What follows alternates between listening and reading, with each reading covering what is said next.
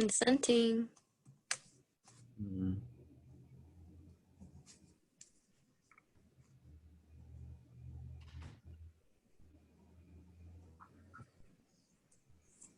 Okay.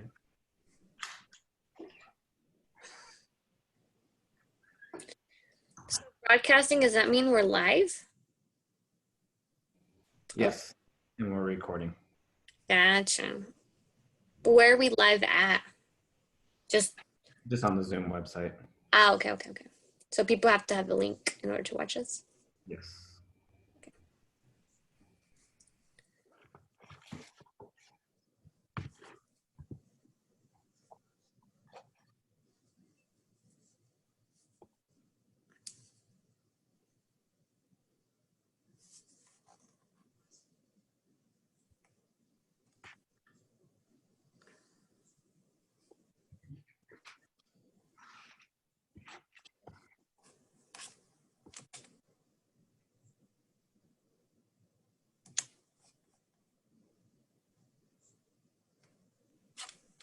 We'll just wait a couple minutes to start our program, probably around in a couple minutes here. So we'll start soon.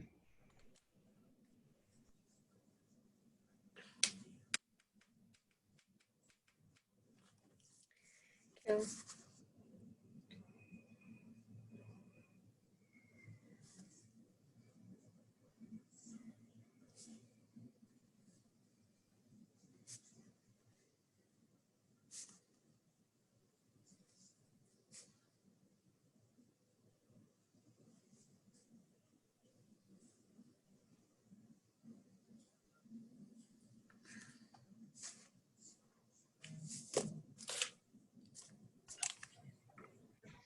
Again.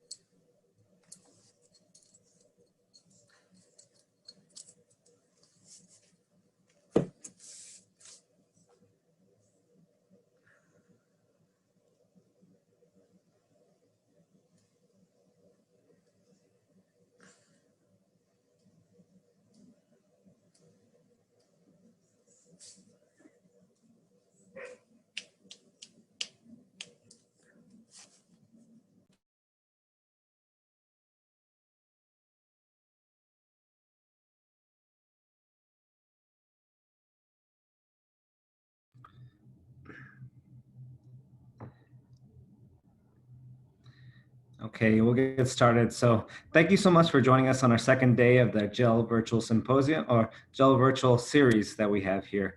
We kind of kicked it off yesterday with kind of the explanations of what we're going to be doing this fall, and we welcome you to this series today about flowers and bullets. Like I said, with GEL, Global Experiential Learning, we try to integrate travel, multicultural education, and service learning to provide diverse, inclusive experiences around Tucson. And I'm going to introduce my two GAs that are the head of this project, Giselle and Yemi, to kind of speak a little bit more about this. Yeah, so my name is Giselle Del Cid. I have been with GEL now for 4 years. I'm a first-year PhD student within the College of Education. I have been able to attend mostly all of the international trips as well as some of the domestic trips. And yeah. And I'm Yemi. I am the graduate assistant. I'm the graduate assistant, and this is my first year with GEL. I am a graduate student at the School of Geography, Development, and Environment. And this year we'll be doing Cats in the Community since obviously we can't travel due to limitations of COVID, unfortunately. We're trying to ultimately expose all of you as students who might be from Tucson or might not be from Tucson and kind of give y'all a background on what Tucson is and the culture that lives and thrives here. I understand that it's kind of hard to kind of get off campus, especially if you live there. It's really easy to get stuck in a little bubble, but there's a beautiful culture that lives here within Tucson. We're only 45 minutes away from the border, so it's honestly a really amazing and incredible place with a lot of culture and a lot of different initiatives going on. And so with that, we'll be doing our first webinar highlighting an amazing collective here in Tucson called Flowers and Bullets. We have Sylvia as well as Fonz with us, and they'll be going through some of their work within the Tucson community. And off to you. How's it going, everyone? My name is Alfonso Chavez. I go by Fonz. Hi, my name is Sylvia. I am the program coordinator for the Flowers and Bullets, and my pronouns are she, her, and ella. Yeah, and so he, him, his for myself, and art crew coordinator for Flowers and Bullets Collective. And wanted to speak a bit to you all about kind of how we got things started within our crew. And so many of us are former students of a program that was within the Tucson Unified School District here in town, and it was the Mexican American Studies or the Ethnic Studies Department. And so many of us kind of had this awakening of our consciousness through this education, right, and understanding more about our cultural roots and identity, and that kind of assisted that growth that we started developing and getting involved with our community. And so after graduating, many of us started working within other organizations within the community, doing a lot of work around immigration, around education, and a lot of these civil rights issues. And it became a point where the two founders, which are a couple of our friends within the crew that go by Tito Romero, Dora Martinez, and Jacob Robles, decided that they wanted to start this collective of our own. And so initially starting off as a clothing brand. And so trying to find creative ways and as an outlet, tapping into like graffiti art and digital art and utilizing that platform to create imagery to promote our culture, our identity, and the work that we want to do within Tucson, because we feel that there's a lot that we have to offer here, and there's a lot that's very specific to this region as far as, you know, the politics, the culture, the identity, the work that goes on here. And so started as a clothing brand as a way to generate income, and then a little bit down the road, Jacob and Tito were kind of considering, you know, like, okay, we have this clothing brand that's making some sort of profit. What could we do with that that's more than just that, you know, more than just making money off of these sales? And Dora Martinez was very involved in farming and agriculture, and she was working for a large farm at the time. And there was the idea of being able to utilize that money towards something that's beneficial for the community through agriculture. And that's what started the backyard gardening program that was taking place within Barrio Centro, which is where Flowers and Bullets kind of centralizes our work and is where the founders are from. And so from there, it was now selling these t-shirts and having this model to generate income to continue and sustain the work that was going on within the community. And so there was water harvesting systems that were installed in people's homes.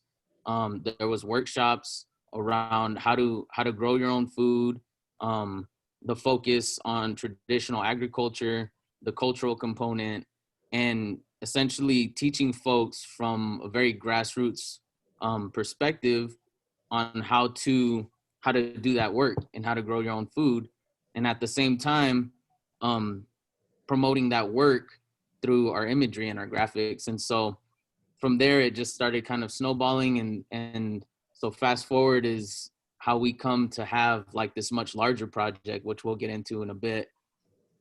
Anything that you'd like to add, Sylvia? No, I think exactly what Fawn said. The idea of that using food as an excuse to talk about these larger issues, right? Like the social economic injustices that happen to the communities that look like us. And so using all those tools to get more people talking and discussing with another to bring awareness of these social injustices. Cool. So I'm going to go ahead and share my screen with you all, and we're going to take you all on a virtual tour of our more recent, much larger project that we've been working on over the last few years here.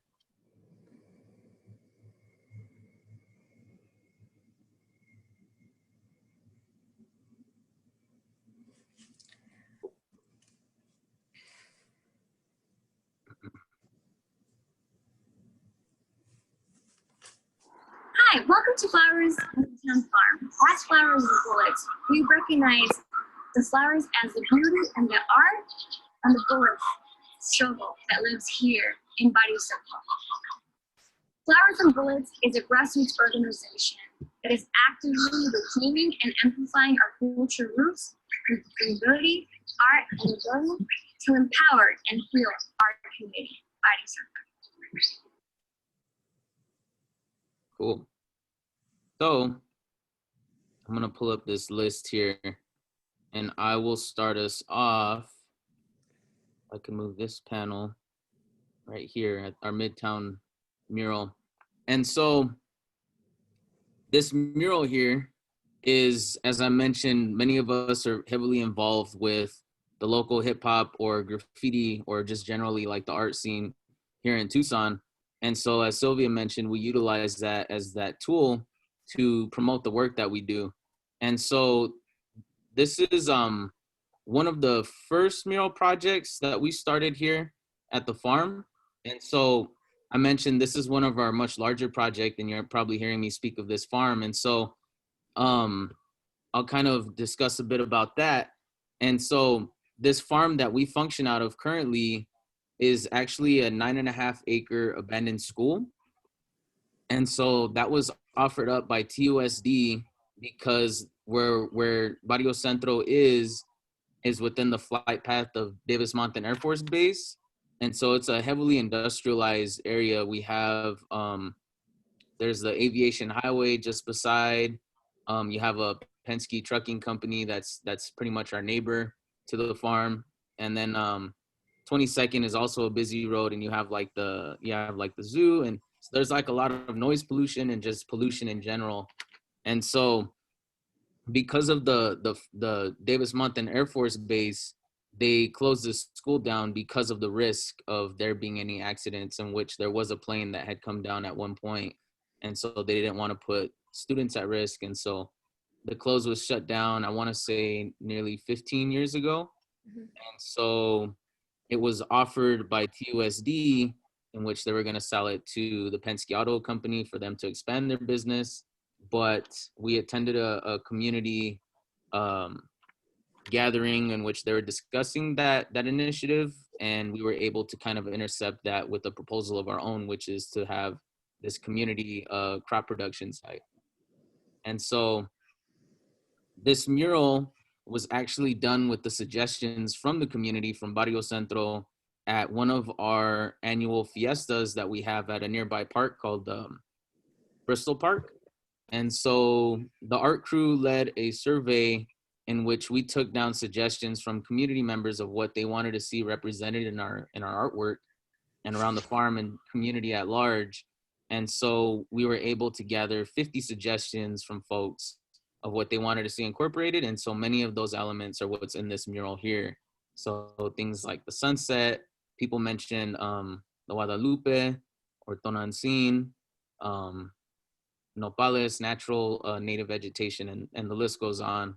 And so this is one of the first projects. And this home actually belongs to our neighbors who offered their wall to us because they wanted to see us do something with it and kind of beautify that space. And so this is the concept that we came up with. And so this is Barrio Centro, Midtown Farm. This is the Tohono O'odham flag that you see on the left-hand side. On the right-hand side, you see the Pascua Yaqui Yoeme flag. And then off to the side, you have Cesar Chavez. Off to this side, you can't really make out, but there's also Frida Kahlo. And then you have this community of unified people taking a stance for something, right? And that's kind of like this whole concept of community that we're promoting. Cool. Next, I will bring you all to the next mural here. And we're flipped around. I'll bring us around here. And so this is another mural project here at the farm.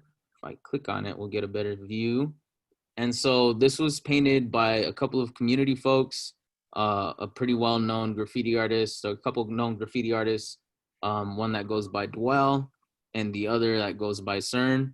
And so they offered their expertise to help pretty much beautify this space, as it's kind of like an ongoing process with the arts. And it's kind of like our welcoming. It's the first thing you see when you come into the farm at the entrance. And it kind of speaks to, you know, the cultural component of the graffiti art, as well as kind of like the scenery, right? The desert scenery. And then off to the left-hand side, you see a water harvesting pail, which kind of speaks to some of the other work that we do here at the farm. And so this is a good aerial view, or a higher view, I should say, of our actual farm space. And so off into the distance, if you can see, there's a building in the back, and that's the actual school. And it's architecturally unsound. We don't really have access to the building itself. And so right now our focus is working with the land. And that's something that we've done for a long time, right? And so utilizing all of this land space for crop production, for the artwork that we do, for water harvesting, and the list goes on. And so these are, this is the space that we're currently working with, where we're working with crop production, traditional crop production mainly. And then off to this side here, you can see off into the distance, there's a lot of weeds and there's like a lot of just vacant land. And that's where we'll be expanding our crop production.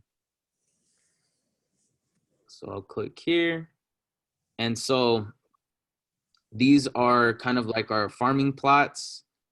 On this side, we have a lot of like peppers. So right now we're kind of in a transition of the farming activities. So as far as seasonal, we're finishing with some of the summer plants, and we'll be switching out to this next season, which is more like the colder plants. They say like here in Arizona or in the Southwest, you only really have two main seasons, and it's hot and cold. It's like summer and winter. So we're getting a lot of those winter greens, a lot of those root vegetables and things like that. But these here are what's left from our summer crop. So we have tomatoes. Click on this photo here, you can see a better view. We have watermelons, we have squash, tomatoes, various peppers, eggplants, and things of that sort, and sunflowers. So off to this end, we have corn. Off into the distance, you can't really make out beyond the corn, but we have our corn, and then and there's a couple vacant rows in which we're planting some of those winter greens, as I mentioned, and then some of those other summer crops that are finishing off on that end too. And so this section here where you may see the corn, actually, if we could zoom out here, not sure if we can, but one of these plot sections was actually a sand pit for the kids at the school. And so it was a sand pit that was kind of like a playground. And so we were having to do a lot of work with that soil and take some of that soil out and work with it and add some compost. And it took a little while, but now we have things growing pretty successfully. As you see that corn, it's up to I want to say around 12 feet now. And then this one off to this end is in the native soil, which is doing well too, and we'll be expanding onward.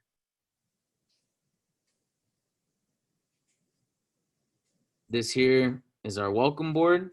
It's another one of the first things that you see when you come into the farm. And so we're very intentional about listing our values and kind of like the functionality of us as a collective to the community, so folks know what to expect when they first arrive. And so right now at this moment, a lot of it is centered around COVID. And so our values that are around that, right, in order to keep the community safe, is mainly things that are recommended by the CDC, and just naming, making sure that folks are washing their hands, wearing their masks, and keeping their distance as well. And so that's kind of like our welcoming board there. And that was drawn up by yours truly. And so I go by Fonts 520. I'm an artist within the collective. I do a lot of mural work, digital design, and things like that. Off to the side, you may see this Ramada here. And sorry, Sylvia, I'm kind of breezing through, but is there anything that you'd like to add? No, you're good. So this Ramada here was actually, because the school was abandoned, it was actually burned down. It was inhabited by an individual that was kind of living here. And so there was a lot of work that needed to be done. There was holes that needed to be patched up in the roof. And thankfully we had the help of folks from the community that go by the Tanzillos, who offered their services to help repair this Ramada at no cost other than having to purchase the materials. And so they offered their free labor in order to help us get this Ramada restored. And if you all would have seen the original pictures, you would see how much of a transformation this is. It was charred, it was black, it was burned down, there was holes that needed to be patched everywhere.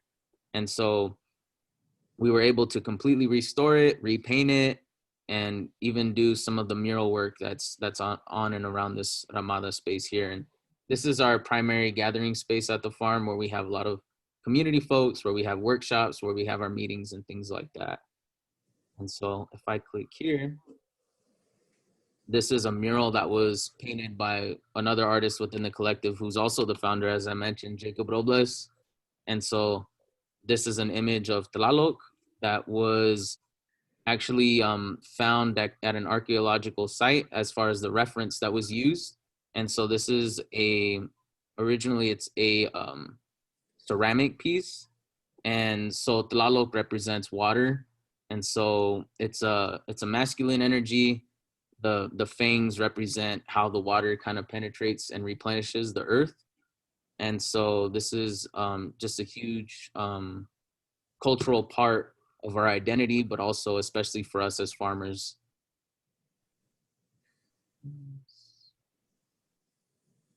And right beside the Ramada, we'll move over here into what is the gardening play space. And so this space was mainly intended for the youth that come to the farm. We have a lot of children, or as I mentioned, youth that come just to spend time with their family, or maybe in between sessions with, maybe babysitters or school after school. And so some of the kids like to come down here, and they like to see the goats and like to see what we have going on at the farm, and like to help. So we have like a little tractor in the sand pit and other things that they can play around with. Mm-hmm. We planted these trees here, these fruit trees. So we imagine that at some point in the future, they'll be providing a lot of shade as well as fruit. Mm-hmm. The hope for this space was so that we would also have some youth workshops. So not only so that the kids can do something while the parents took workshops or trainings, but we were also wanting to do pre-COVID, we wanted to do some kind of educational component too as well. So the stock tanks that you see there was in hopes of like, doing a mini demonstration garden for the folks. And right now, since we're in the summer, it's a weird transition, but before, like, kids would come and water their own stuff that they had growing.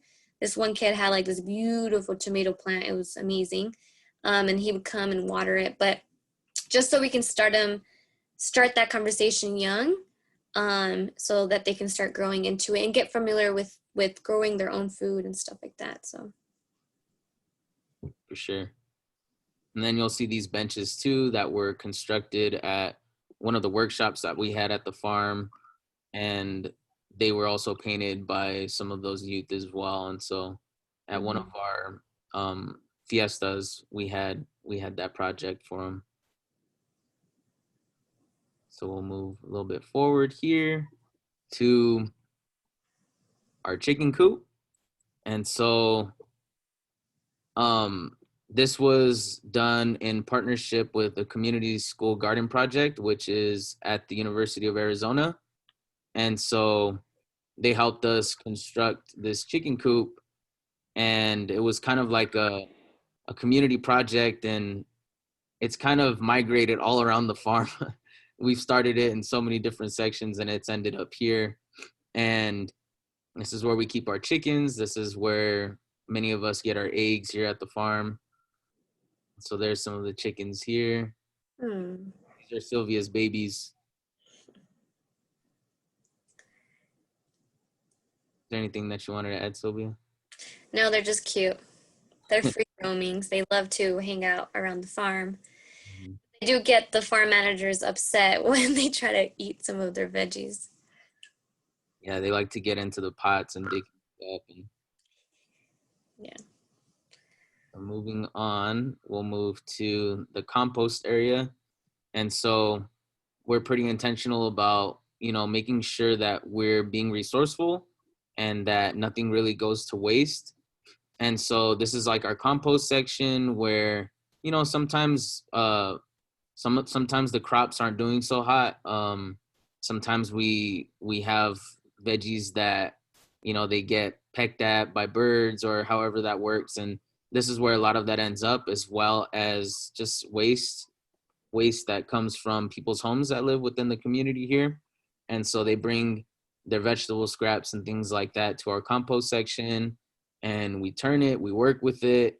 In the back behind this structure, this compost structure, you'll see like these big dark mounds of dirt, and that's kind of like our process of composting. So this is where it starts, and then over time we'll take that and we'll place it right here on this concrete slab, and then our farm crew will water it. We'll turn that compost, and then eventually it'll end up into our farming space.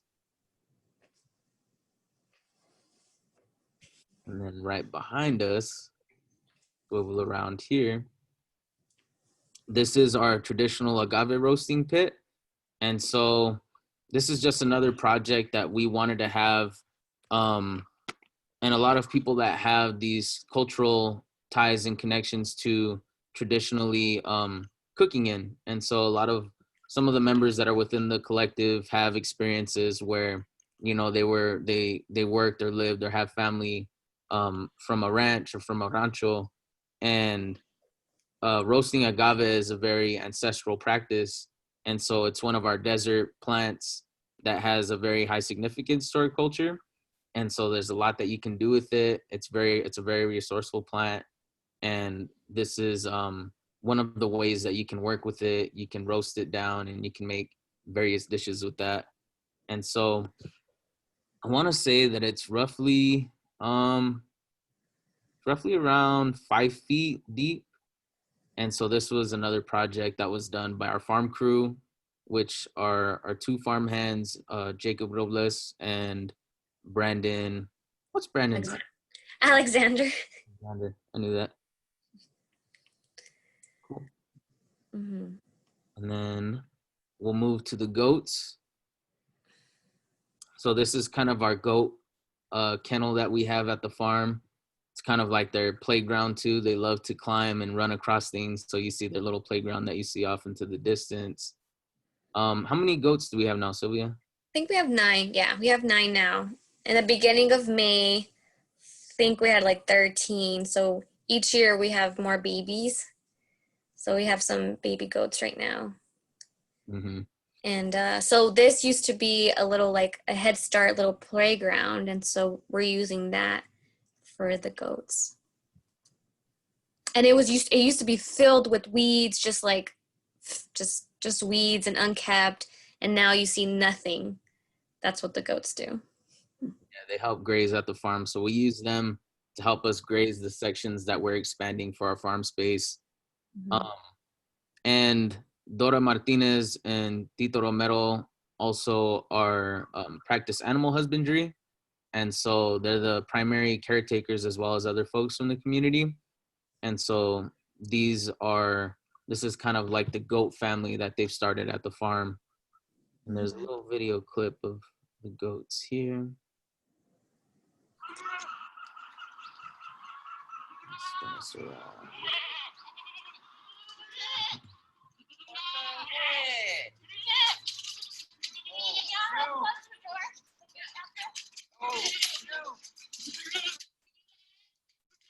So yeah, we use the goats manure. They really help amend the soil in our garden. And so every day, volunteers come and help us pick up the, goat's poop, and we scoop it up and we put it in the compost, and it's perfect for our veggie gardens. So it's that relationship, right? We take care of them, but in turn they take care of us in many ways.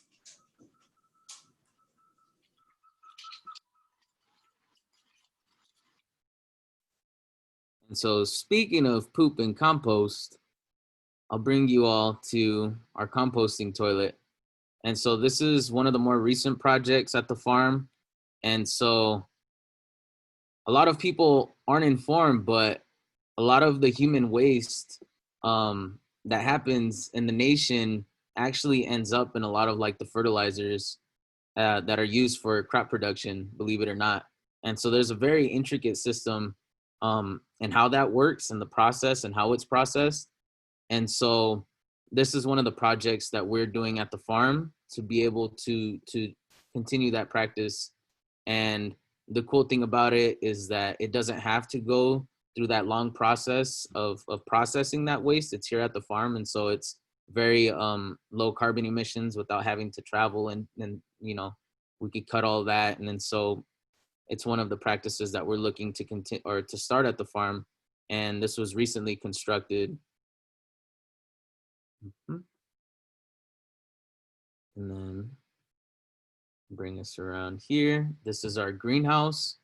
And so it's greenhouses are very useful for crop production. It's a way that we're able to get a head start of growing our starts, or kind of like our baby plants before they make it into the farm space or to the plots.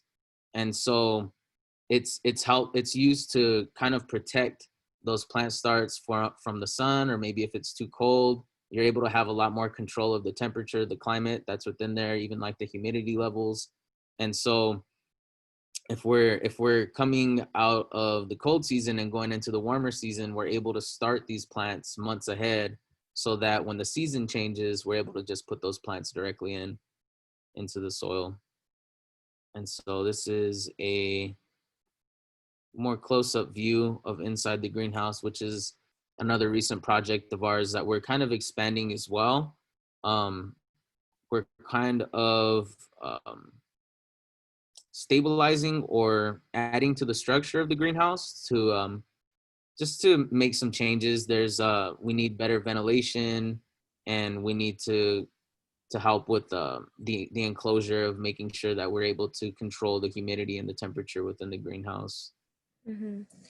I will say that we are all self-taught, and I'm sure we'll answer any questions y'all have, but we are all self-taught / we get our knowledge from past, testimonies from our elders, the traditional knowledge. And so we built this all on our own. And so there's a lot of like learning curves. And so the greenhouse was great for like the winter and the spring. But when we got to the summer, it was really hot, and the summer here, it's tough. And so little by little, we're getting electricity. So right now, that's what we're doing. So we didn't use the greenhouse for the summer, but we're building it to have air ventilation, like Fawn said, and having like a swamp coolers in there. That way we can try to use it all year round. So currently we're trying to get electricity at the farm. And so hopefully, yeah, we use it all year round to start growing seedlings and stuff. Sure.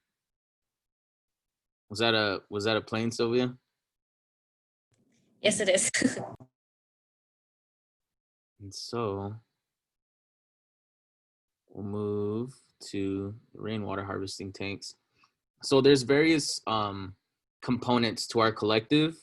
And so, as I mentioned, we have our art program, we have our rainwater harvesting program, and then we have, just multi sections or groups within the collective that kind of specialize in their own thing.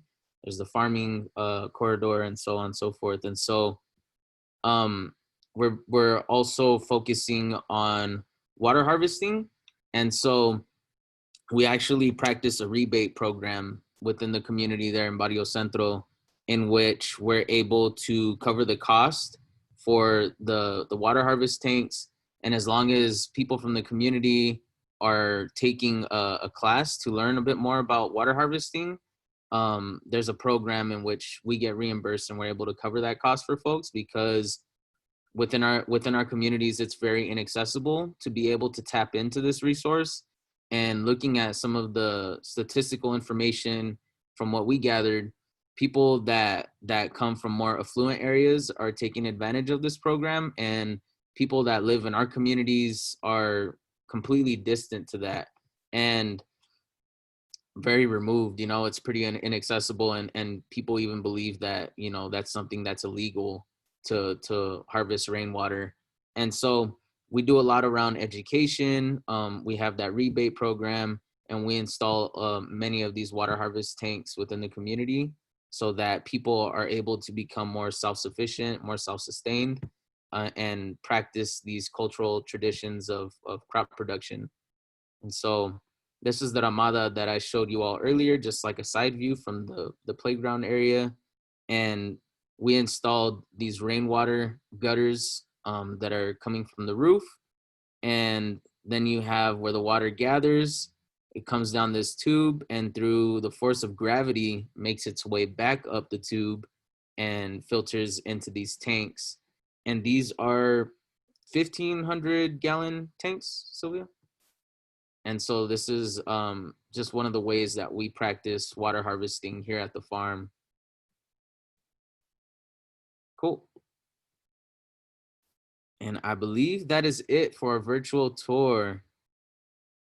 And so I'll go ahead and close this and discontinue screen share. And that should bring us right back. To the slideshow. See. Okay, so we're gonna go next into our discussion, and like Yemi had shared earlier, please feel free to ask any questions in our Q&A box down on the lower screen. If you have any, questions regarding the virtual tour, we would love to hear from it. We will also have a section after this discussion piece regarding those questions that you guys are asking. So right now we're gonna do this discussion piece. And I'll be asking, as well as Yemi will be asking both Sylvia and Fonz some questions regarding just the overall mission of Flowers and Bullets. And so I'll start the first question. So either of y'all can answer, or both of y'all can answer. You all had this passion to help your community, right? And what were kind of the first steps in creating this mission? I know you kind of talked about that first in the introduction, Fonz, but what is some advice that you can give to students to ultimately pursue a project like this within their own communities, whether that is here in Tucson or back from where they're from? You want to take that one, Sylvia? No, I'll let you take it. Cool. I'll add on if anything. Yeah, I think that I think that a lot of times, you know, coming from these communities, we're faced with many struggles, and that entails poverty, crime, over policing, police brutality, the push out rate within the school system. There's all these various forms of racism that we experience, and that's very systemic in how it influences our communities. And so for us, we wanted to tap into our resources. And, you know, living in Arizona, this is kind of considered one of the agricultural like meccas, you know. This is one of the places where most of the agricultural work takes place within the agriculture industry here in Arizona because of our seasons, and you can grow all year round. And so just kind of bringing all of these things together that are our strengths, how we have folks that are artists, how we have folks that are farmers, we have people that are business people within the collective, and everybody has what they're most experienced at. And that's something that we were able to utilize to this benefit of creating this larger project. And it wasn't easy. It's been years in the making. Flowers and Bullets started in 2012, and at that point, many of us were still in our teens. Now we're a little bit older. We're in our 20s or even entering like our 30s, and so it was just using, you know, that passion and that drive to want to create and establish something for our community that was within our control. There's a lot of organizations that don't really have much of a say, or you know, that aren't doing work that are directly for the purpose of a specific community. And so being located in Barrio Centro, having the experiences that we do, and coming together is as unifying as a collective and as youth is largely where we got our strength to be able to establish much that we have so far. And so there's many steps to that process, and it started from education, from being informed to implementing, and to from there, not only having those resources, but how do we create more resources for ourselves? How do we invest in each other? How do we have workshops and train each other so that we don't have to rely on anybody outside of our collective other than ourselves? Mm-hmm. I will say that, and when FONS means education, it doesn't mean this like institutionalized education. It doesn't mean like you need to have a degree. It doesn't mean you have to have a PhD. Most of us don't at all. It means like that knowledge, you know, that experiences. We prioritize the experience over a title, a degree. So, and that's another thing too, is if you're working with your community, what we did first of all to even get this farm, to get the site, we didn't just be like, let's do the site. Like, no, we door knocked and we talked to each neighbor, or as many neighbors we could. We facilitated so many park meetings to see like what is it that they want to do. So it's not like we decided to do it, is because we talked to our neighbors, we facilitated discussions to see what is it that our neighbors wanted. And so that's what the neighbors wanted. You know, they wanted a community space, a green space, somewhere where, you know, kids can be safe, like all of that stuff. And so it was because we were listening to our community and what they wanted.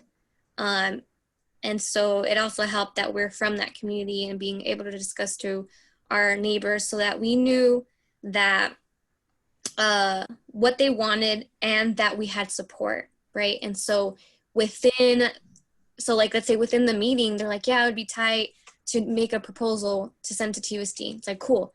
Who has knowledge? Who here has knowledge of making a proposal? And that's where people rose hands like, oh, I used to, back in the day, used to write grants. Cool, like, come on in.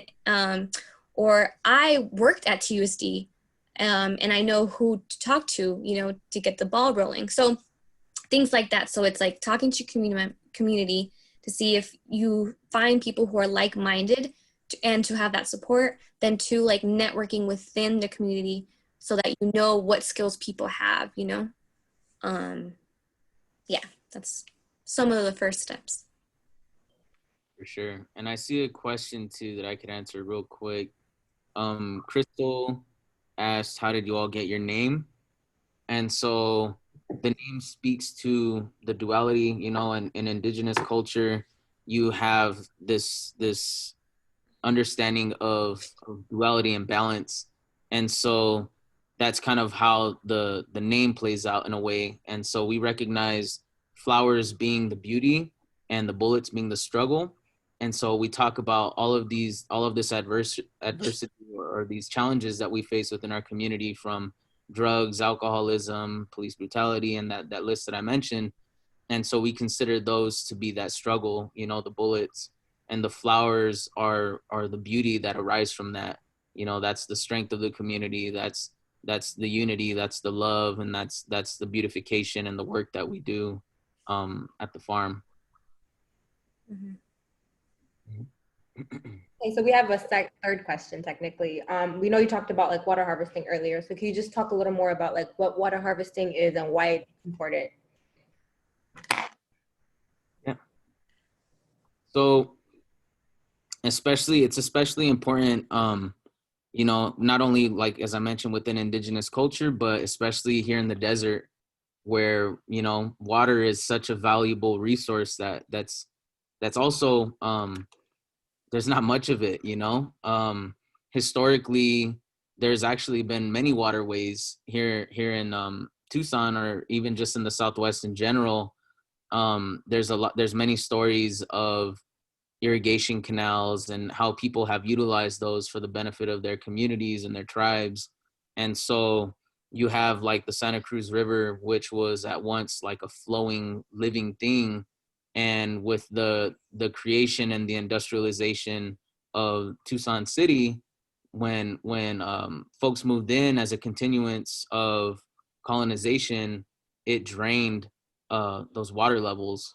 And so we no longer have that river. We no longer have access to that, and which was such like an important part of the community. You know, that's life. That's what gives life to our plants. That's what gives life to us as people. And so we have to learn different ways of being able to harvest our own water, and so we harvest rainwater. And with rainwater, we're able to collect from our rooftops that would normally like run off into the street, or maybe create those annoying puddles that you step into at your house. How do we work with that water? How do we work within that system, within nature, to be able to work together, you know? And so we harvest that rainwater, as you saw in those tanks, those big drums, and then from there we hook up like a spigot, and we have a hose so you can water your plants, and you know, you can use whatever you need to use the water for. Mhm. So, like Fonz mentioned, we do the installation as a workshop based, and so we invite people, whoever is interested in learning how to do this, so that, you know, the point is, so like let's say we invite neighbors, and so then their neighbors get to learn how to do it, and then they can do it on their neighbors, and kind of like a ripple effect of like, now we share this knowledge so that they can share that knowledge, and it continues off. So all of our installations have always been workshop based. And so within our neighborhood in Barrio Centro, we've been able to install 18 tanks. They're 1550 like gallons, so they can hold a lot of water. And so just one good rain, it could fill up the entire thing. And which would come in handy like this summer. You know, monsoon season did not happen, and so we're saying like climate change, it's real. And so water is life, and water is very important and sacred here, especially in desert areas. And so thankfully we were able to install 18 tanks. And unfortunately with COVID, you know, we had, you know, much bigger plans to do that, but that's an active water system, but we also do passive water systems.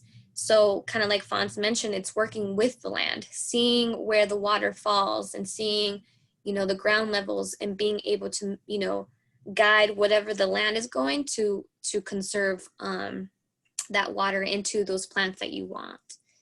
And so, yeah, that's a very important knowledge to have. And like what Fawn said, a lot of people, I mean, even me, I thought it was illegal to collect rainwater. I don't know where I got it from, but that's what I thought growing up. And so it does help. And again, like what Fawn's mentioned, is that people don't know about these services, right? To the Tucson rainwater rebate. I don't have $2,000 to put in so that someone can rebate me $2,000. Like, where am I going to get that money? And so Flowers and Bullets, we front that money so that the neighbors, there's no risk. Like, we front the money and then we can get the rebate, you know? And yeah, and people love to learn how to install this on their own so they can go out somewhere else and install it themselves wherever they may be. And I think that myth stems from, and I double checked right now, there's one state in the US in which it's illegal to harvest rainwater, and that state's Colorado. So another question we have is, what is land and food sovereignty, and how does FMB implement this into their projects? Cool. So food and land sovereignty is an ongoing struggle that takes place within indigenous communities. And so it's having the determination, the power, and the right that's offered from the government to be able, or not even offered, it's something that's demanded or that's proclaimed by a community in order to have their say in how to sustain that. So if it's food, how do we have control of our food system from all angles, right? Like, how do we determine what plants we grow, what we consume, what's available, what we have access to? And it's the same for the land. Like, how do we have access to our own land without having to jump through these loopholes and lease and lend and rent and all these different structures that have been put in place as we talk about colonization and the system and how it's evolved in that way. And so being able to create our own ways and our own systems and structures for us to have autonomy from you know, that overpowering force that tries to gain control. And so at Flowers and Bullets, I think that's kind of like that primary and underlying mission and goal of being able to have this space, to own this space, and have it accessible for the community, for us to do crop production, to have autonomy in the food that we consume, and have accessibility, and to help folks understand the struggle, the culture, and the tradition that's behind all of that. What it's taken for us to have access to land, and what at one point was originally belonged to indigenous folks to begin with, you know. Our seeds, why is there such a struggle for us to get seeds? How come we have to contact the seed bank for us to have access to our own cultural seeds, you know? And so just being able to restore and reconnect with those traditional practices and gain autonomy of those systems so that we can be able to determine the outcome.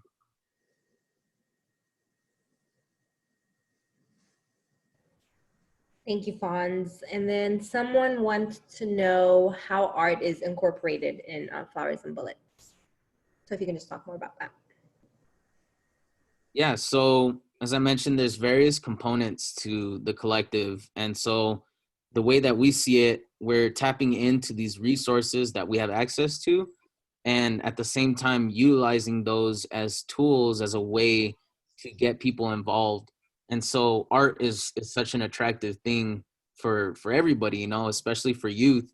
And there's a certain, you know, thing about graffiti art culture, street art, and just art in general that takes place in our communities, especially with mural work.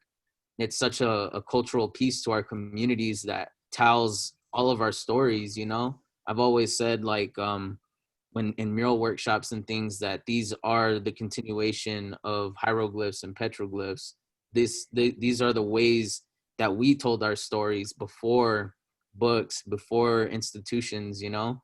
And so if you ever want to understand a community, you check out their murals, because it'll tell it all, you know. And even like this mural that we see here on the screen, that's one of the, like, it's a huge piece of the community. And we still see folks that post pictures of it, and people come take pictures of it when we're working at the farm. And so it's just one of those ways that we get people involved and be able to create an alternative for people that take part in this art form that is largely criminalized. You know, I consider graffiti art something that's been criminalized, not that it's a criminal act. It's something that I mentioned, we've been painting on walls since the beginning. You know, the only thing that's changed is this concept of ownership. You know, now people own land, now people own walls, now people own mountains, and people own plants and seeds and things like that, you know. And so it's one of the ways that people proclaim or kind of take that power and saying, you know, this is how we tell our stories, and this is the continuance of that culture. And so using that as a tool to get people engaged, using it as an alternative for people that, so that, you know, they don't get arrested or for an art form that's criminalized, and at the same time beautifying our communities too in the ways that we've always done. Awesome, thank you. Our last question in regards to this discussion piece. What are some health concerns in Barrio Centro, and how is FMB addressing them? Good question. I can answer that a little bit just because. So majority of us live in Barrio Centro, and I lived here for 26 years of my life. And so here, like any other, like from 22nd South, we are seeing like a lot of folks with diabetes, heart disease, alcoholism, domestic violence, like all of this stuff, right? And it's due to all this like social injustice, the suppression and all that stuff, like it's systemic. And so one of the ways, I'll talk personally, growing up, we didn't eat very healthy, you know. It was something that was, well, whatever was affordable for my mom. The local grocery stores, you know, was like C grade, D grade food, right? Like I thought it was normal for you to go to grocery store and like have to choose like the best tomatoes, strawberries, this and that, like, cause all of them were moldy. I thought it was normal. I thought that was a thing, but it's not a thing, you know. After taking MAS classes, that's when I found out that your food choice depended on your zip code. You know, on the north side, people don't have to worry about that. That's like not even a thing. And so one, it's bringing that awareness, right? Having those conversations about having access to freshly grown produce and why we do. And then two, growing our own food. So we know exactly what's being put in our food, you know, how are we growing our food? And so demonstrating like these workshops. So we have these workshops and classes in how to grow your own food.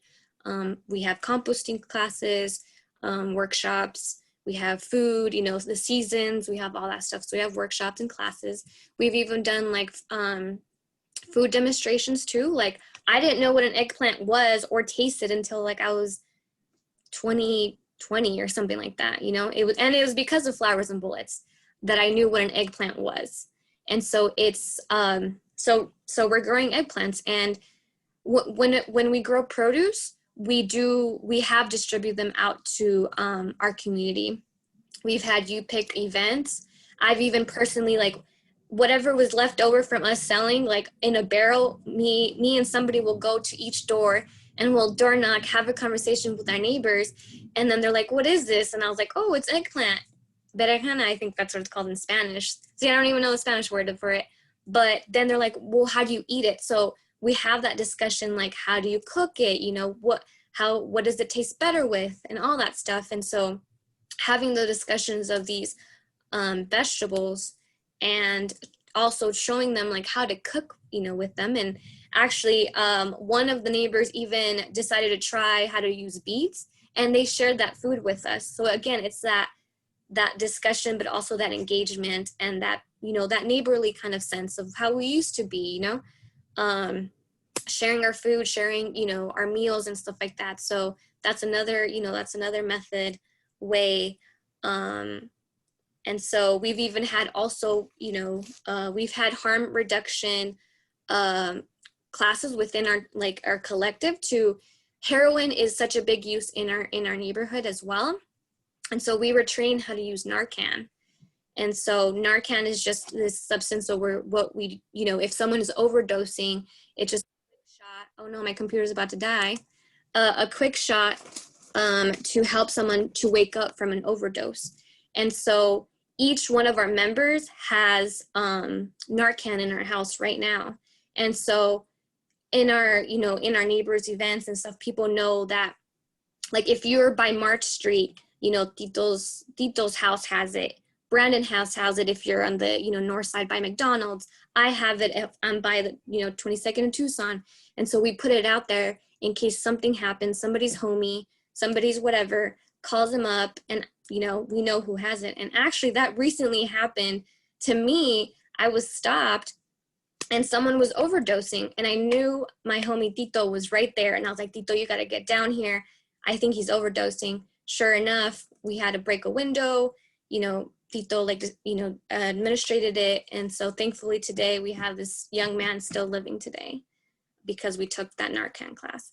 So we do a lot of work, and we do a lot of training and that engagement with our community members to help, get awareness. I think that's the first step, is just awareness of why these things are happening, and that it's not normal, And so, yeah, I don't know. Fonz, do you have anything else?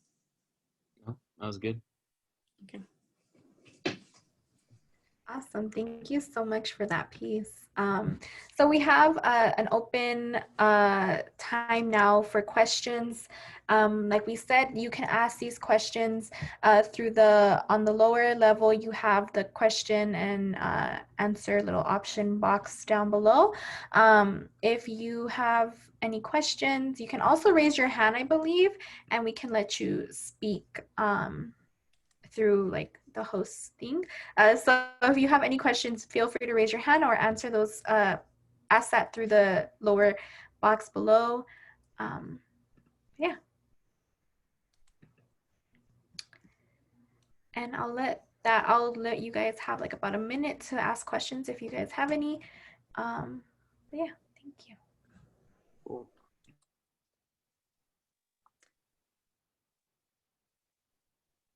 Look at the cute little chickens. So just like that, like, it's really tight to see like youth come and get familiar with our animals. So we have one question, and that's actually going to be answered in the very next kind of slide, is how do you get involved, and are there any volunteering opportunities? So yeah, we do have, so pre-COVID though, this is everything pre-COVID, we did have volunteer days. We had second Saturdays where people can come and do work days and learn how to work with the land and all that stuff. Now I guess we, whoever's comfortable coming to the farm, we are capping it at 10 people. So we do not have more than 10 people at the farm. You have to wear a mask and wash hands, all the CDC guidelines.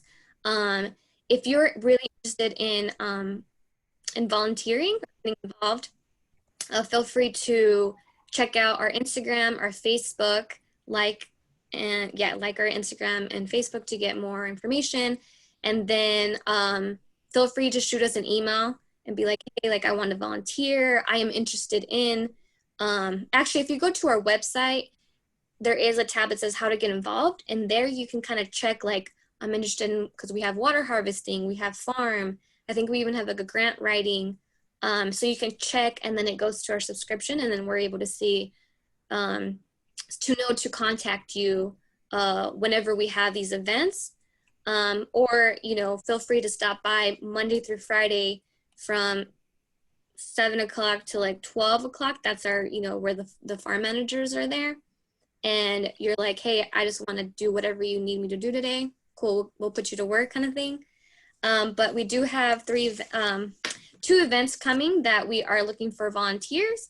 Another project that we're working on with Flowers and Bullets is that we are collaborating with the Trees of Tucson, where we want to get 150 trees planted in our neighborhood. And so So that's free for everybody too. So each neighbor is getting 2 free trees per household, which is really awesome. The first event is going to be October 17th. So we are looking for volunteers to come help plant these native trees in front of, people's houses. And so it could be elders. So the residents don't have to participate in planting. But we're trying to get as much volunteers as possible. And this is to work to keep it safe with CDC guidelines. We're going to have 6 people per household, or per tree planting.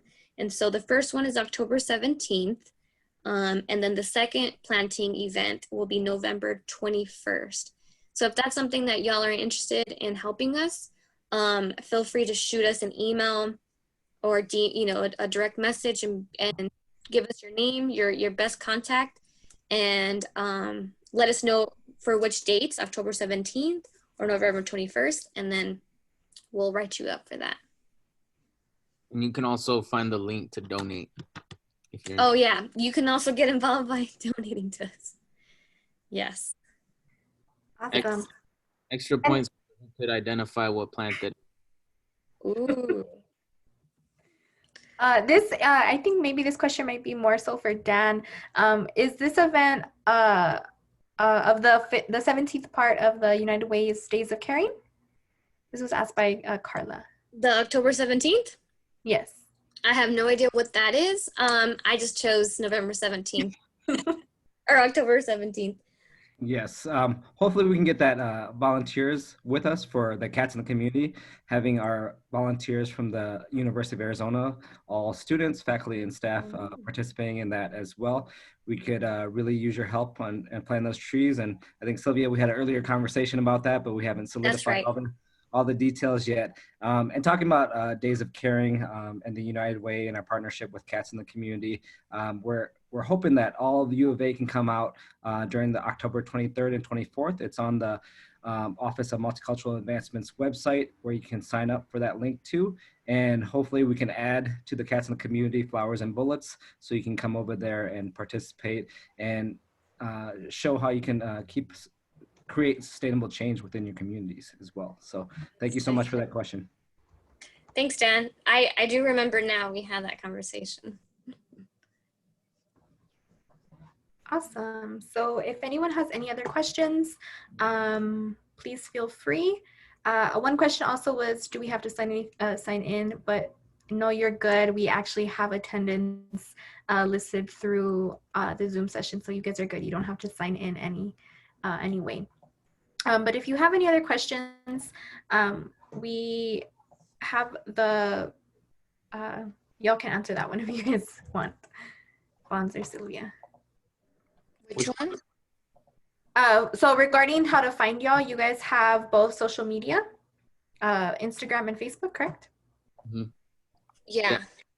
Sorry, I didn't see what question you're talking about, but yeah, Instagram, Facebook.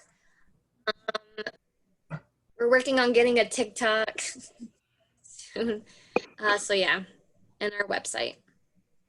Fonz, if you want, you can add in your TikTok, your famous TikTok's account. Yeah, my TikTok is Fonz520. My art Insta is Fonz520_arte. And my public Insta, where I do gardening tips and stuff like that, and some of the work that I do is just Fonz_520. Thank you. Yeah. Awesome. Yeah, feel free, y'all, if y'all are interested in stopping by at the farm, check it out. Feed our chickens or goats some delicious veggies, feel free to do so. Yeah. So thank you so much, Fonz and Sylvia, for that amazing presentation you all had. I live about 10 minutes away from Flowers and Bullets and had no idea that it existed at all. And they make such great change, a sustainable change within our community, that we need to find out about these. And this is what GEL is doing for this semester, since we can't travel, is discovering where places are in your own backyard, in your own homes here that have created change or have created stable places and community places within Tucson that make it feel home, because Tucson is different from pretty much any other place in the world, and I've been around the world. So with these as well, we're going to be doing these events every month, and we're going to introduce you to new different places around community service, cats in the community, and around culture. And then we also have an event tomorrow with Lionel Davis, who was in prison with former President Nelson Mandela in South Africa, and we'll talk about his political activism in apartheid and how that parallels to the Black Lives Matter movement that we have here.